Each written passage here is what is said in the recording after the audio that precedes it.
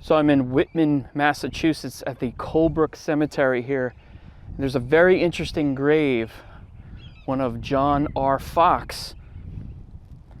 He was an African American soldier who purposely called an artillery attack on his own location in order to save the lives of many other soldiers.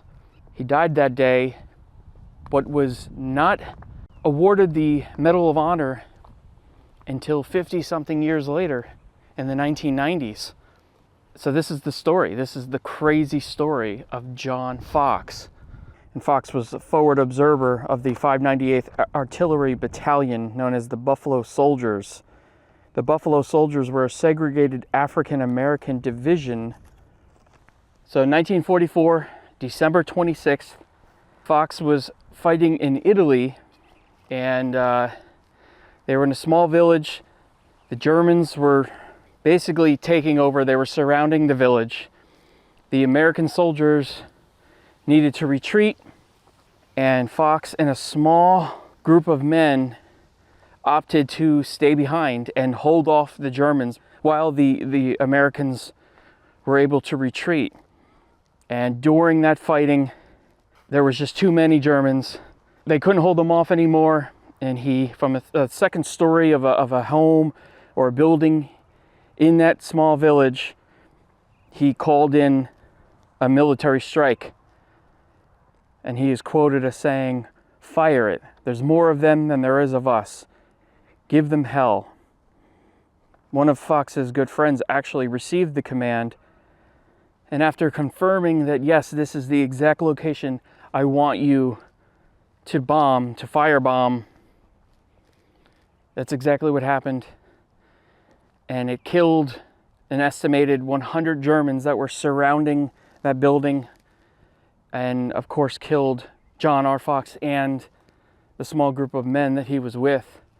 But that sacrifice allowed many American soldiers to retreat and ultimately regroup and recapture the village not long after that. So it was quite a selfless act, really.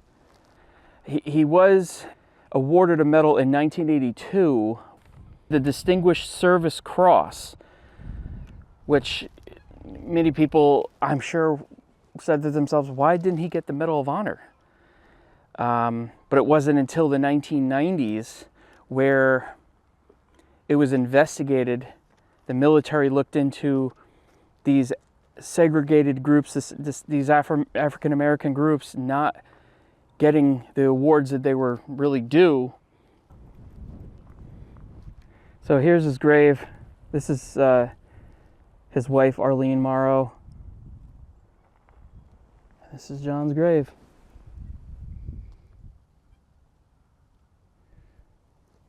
Well decorated, or dressed as it should be.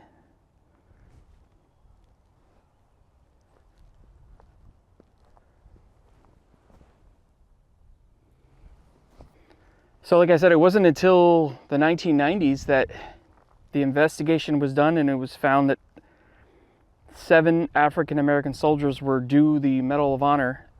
So then President Clinton presented the Medal of Honor to John's wife, Arlene Morrow Fox. It took over 50 years for him to be recognized for his heroism, his ultimate sacrifice to his country. And some say it might have been a paperwork error, and some say it might have been because they were African American. That's for you to decide. And who knows how that could have affected anybody's lives, with the butterfly effect. No one knows how many lives he saved, how many American soldiers' lives he saved by doing what he did. So who knows, when you consider generations of people, it could have changed quite a bit. But if you'd like to come here and pay your respects, like I said, this is the Colebrook Cemetery. It's kind of on the back side There's a lake back here. It's kind of in between the lake and the cemetery. It's this back road, and you'll see a wooden shed, and it's right here on the left-hand side. So hope you found that interesting. I know I did. I'm getting back on the road. See you in the next video.